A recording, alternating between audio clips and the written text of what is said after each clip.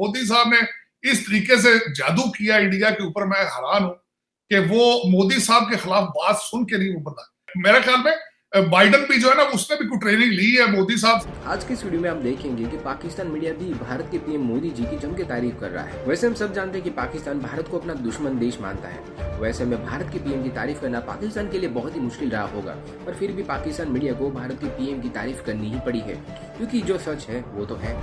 हम सब जानते हैं कि जब से मोदी जी भारत के पीएम बने हैं, तब से भारत की खास करके विदेश नीति बहुत ही ज्यादा मजबूत हो चुकी है। दोस्तों, आज पूरी दुनिया में भारत एक बहुत बड़ी ताकत के रूप में उभर चुका है। दुनिया की हर एक बड़ी ताकतों को भारत की बातें सुननी ही पड़ती है। भारत ने कई सारे मजबूत नए अलायंस भी बनाए हैं। एक अमेरिकी पाकिस्तानी जो कि यूएस में पॉलिटिशियन भी है, उसने भी ये कबूला है कि खुद यूएस का प्रेसिडेंट भी मोदी जी को फॉलो करता है कुछ चीजों में। कहीं ना कहीं पाकिस्तान को भी दिल में हो रहा है कि काश मोदी जी जैसा लीडर उनको भी मिल जाता, पर पाकिस्तान में ये कभी भी मुमकिन नहीं होने वाला है, क्योंकि पाकिस्तान में या तो सेना जो चाहे वो होता है, या तो फिर मजहबी ताकत है जो चाहे वो होता है। फिलहाल भारत के पीएम की तारीख में पाकिस्तान मीडिया में और भी क्या चर्चा हो रही है, वो देखने के लिए शुरू करते हैं इस वीडियो का अगला भाग। एक चीज कामयाब हुई है, मोदी साहब ने इस तरीके से जादू किया इंडिया के ऊपर, मैं हैरान हूं कि वो मोदी साहब के खिलाफ बात सुन के नहीं उभरता। मोदी साहब ने ऐसा, मेरे ख्याल में बाइडन भी जो है ना, उसने भी कुछ ट्रेनिंग ली है मोदी साहब से कि मीडिया, बिल्कुल मीडिया का एक प्रोटेक्शन मीडिया करता है, उसके बाद एकेडमी है वो भी साथ है, जुडिशरी है वो भी साथ है, लेयर्स दर लेयर वो कंट्रोल कर गए हैं।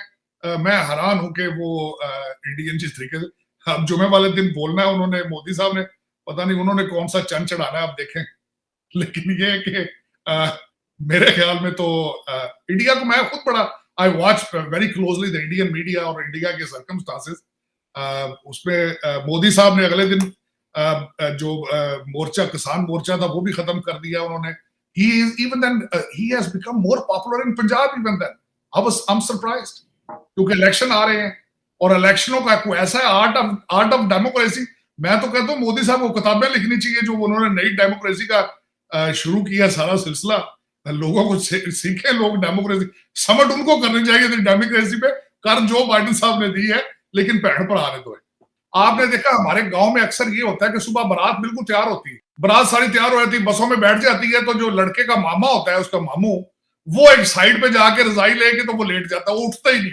वो सारी बारात उसको कहती है, और मामू जी उठो, सारी बारात तैयार है। वो कहता है नहीं, तुसी मेरे साले नहीं बुलाया। इनका इत्तेजाज तो यही है ना कि चाइना क्यों नहीं आया, हमारा तो भाई चाइना मामू जी है हमारे। तो वो अब चाइना कहते हैं ना, बेगानी शादी में अब्दुल्ला दीवाना। पाकिस्तान के वजीर आजम इमरान खान साहब कह रहे हैं कि हम किसी ब्लॉक का हिस्सा नहीं बनेंगे, हम ना चाइनीज ब्लॉक में जाना चाहते हैं, ना अमेरिकन ब्लॉक में जाना चाहते हैं, बल्कि आज उन्होंने ऑफर करा दी है चाइना को और अमेरिका को कि हम आपके दरमियान सुलह करवा देते हैं। कुल वाकई एक लतीफा सही लग रहा है, जिस तरह आपने बताया, ये आज सारी दुनिया परेशान, वो कहते हैं हैरान कम और परेशान ज्यादा है। और उसके बाद आज का पाकिस्तान देखें, फॉरेन पॉलिसी आपकी, तुर्की के पीछे खान साहब गए इतना ज्यादा कि इन्होंने कहा कि वो वहां टर्किश ड्रामे देखो सारे, मलेशिया को कहें आओ मिलकर नया चैनल बना लेते हैं, फिर सऊदी अरेबिया, मेरा मकसद तो यू टर्न नहीं है ये, इनको मैं यू टर्न नहीं कहूंगा, ये यू टर्न छोटा लफ्ज है इनके लिए। तो आज ये फैसला करना कि हम नहीं जाएंगे इस समिट में, मेरी गुजारिशात सुनिएगा, जो मैं मशवरा दूंगा। एक तो आप ये करें कि जो ये बाहर से जो आपने मिनिस्टर लिए हुए हैं IMF के, इनको घर वापस भेज दें, इनकी छतें लीक हो रही हैं। वॉशिंगटन DC में इनकी प्रॉपर्टियां जो है वो या तो कोई कब्जा और कर लेगा, तो या उनकी छतें लीक हो रही, इनको फौरन वापस भेज दें। यहाँ पे 11 मिलियन जाबे खाली हैं। मोइज यूसुफ साहब का भी अब कोई जॉब नहीं रह गया। अब आप इस तरह करें कि चाइना से इंपोर्ट करें आप अपने लोग, गवर्नर स्टेट बैंक चाइनीज होना चाहिए आपका फाइनेंस मिनिस्टर भी वहीं का होना चाहिए, ये भी यहां से गए हुए हैं, और आपका NSA भी चाइनीज होना चाहिए, मिस्टर छिन होना चाहिए, मिस्टर यंग होना चाहिए। तो इस तरह का प्लीज आप इस तरह के काम करें कि जल्दी फौरन से कर लें, उसकी वजह है कि टाइम लेट। सबसे ज्यादा खुशकिस्मती पाकिस्तान की चीमा साहब इस वक्त ये है कि इस वक्त मर्दे बीमार बैठा है अमेरिका की जो सदारत की कुर्सी पर। इस वक्त ओबामा साहब यहाँ पे बैठे हैं।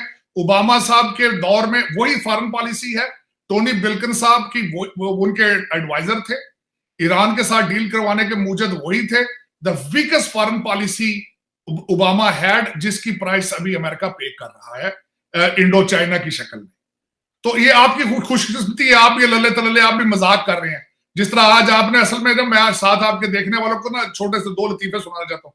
कई दफा आपने देखा होगा कि जो पिंड का चौधरी बैठा होता है ना, कोई छोटा बंदा जाता है, उन्हें चौधरी साहब इतने बंदे बैठे जरा कलियां गल करनी थोड़े कान च, देखो ना साथ लेटर भेज रहे हैं कि हम आपसे डायलॉग रखना चाहते हैं। और दूसरा एक मजाक किया आपकी फॉरेन मिनिस्ट्री ने, कहते जी हम जमहूरियत और हमारा मीडिया भी बिल्कुल आजाद है। और यार अपने बिल तो देखो जो आपने मीडिया के खिलाफ अभी पेश किए हुए हैं, जो अथॉरिटी बना रहे हैं आप मीडिया की, वो तो देखिए आपका कहा आपका मीडिया आजाद है। किसी जर्नलिस्ट से पूछ लेते कि आपने स्टेट ऑफ जर्नलिज्म क्या है पाकिस्तान में लिखने के बारे।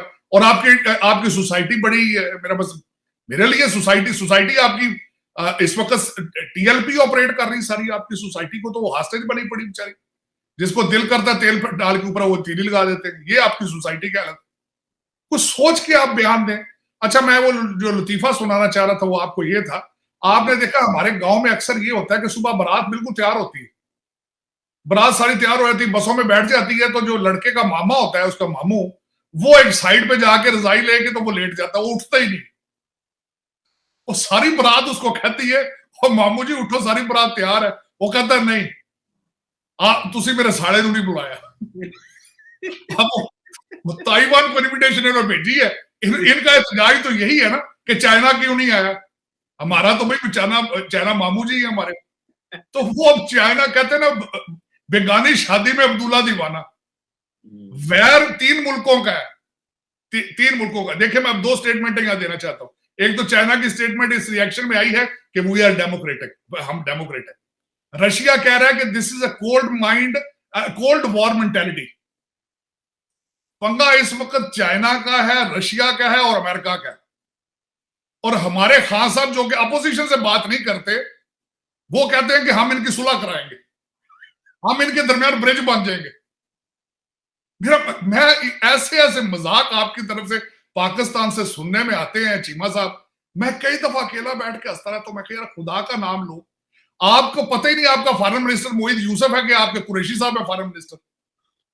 बल्कि यही कई दफा तो ये लगता है कि शेख रशीद साहब आपके फॉरेन मिनिस्टर है। आपको तो आप क्लैरिफाई नहीं है आपकी आप चीजों में अपनी में, और आप किस तरीके से कह रहे हो कि जी हम अमेरिका और चाइना की सुलह कराएंगे।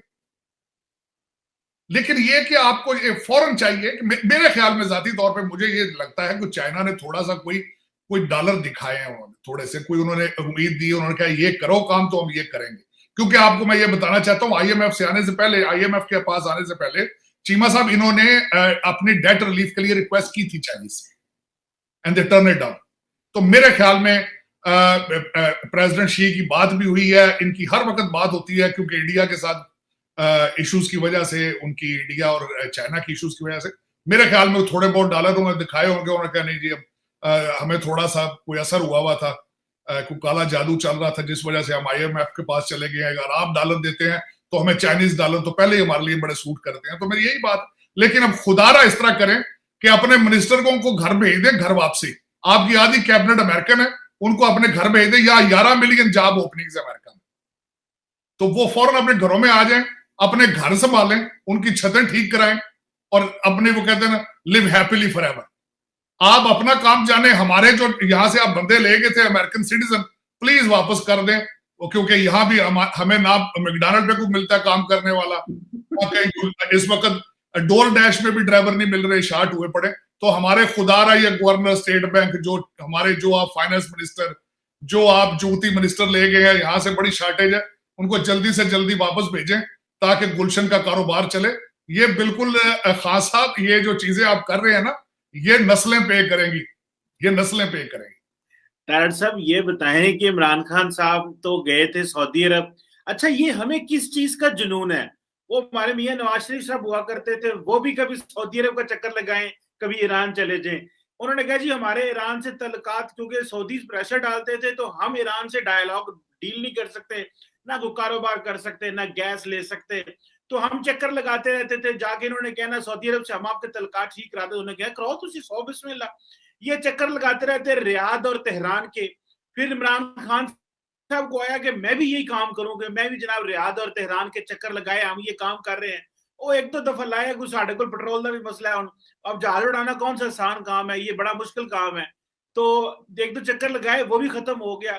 तो अभी चीन और अमेरिका वो जो एक देखिए, वैसे एक बात है, जो हेनरी किसिंजर की ओपनिंग हुई थी रिचर्ड निक्सन के दौर में, जो अमेरिका को चाइना लेके गया था, वो पाकिस्तान लेके गया है।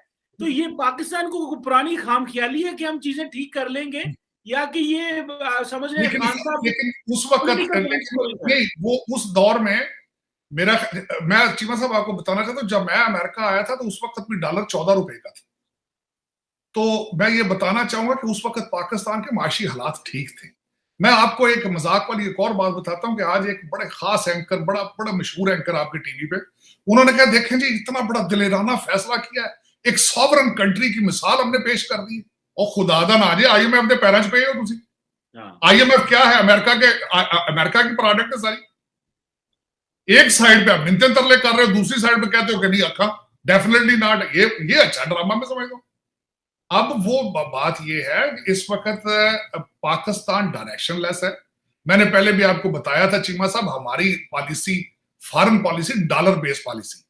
डॉलर चाइना से आ जाए तो हम उनके साथ हैं, डॉलर IMF के आ जाए तो उनके साथ हैं, और ना आए तो फिर भी मेरा मकसद है। तो क्योंकि मैंने अब बताया आपकी रूलिंग एलीट के सारे ताने बाने यहां मिलते हैं, बच्चे उनके बाहर यहां बैठे हैं, या तो बच्चों को भी चाइना ले जाओ ना, उनको भी बीजिंग में पढ़ाओ जाके, अपने करप्शन के पैसे भी बीजिंग अकाउंटों में, बैंक ऑफ शंघाई में रखो जाके। बोलो हम अपने बच्चों के लिए और आपकी प्रॉपर्टीज के लिए आपके फॉरेन अकाउंट सारे यहां पड़े हो, तो कौन को आपने चाइना की बत्ती के पीछे लगाया? हिमालय से ऊपर कर देते हो दोस्ती आम आदमी के लिए। लेकिन ये आज का जो फैसला है, ये आप सोचेंगे, मैं पहले सियालकोट में परेशान था और ये दूसरा धमाका, ये जो आज खान साहब ने किया, ये भी the price you will pay the price definitely. क्योंकि एक मेरी बात में छोटा सा रिक्वेस्ट करूंगा, अभी तक खान साहब को एडवाइज करने वाले ये नहीं बताते कि अभी तक फॉरेन रिजर्व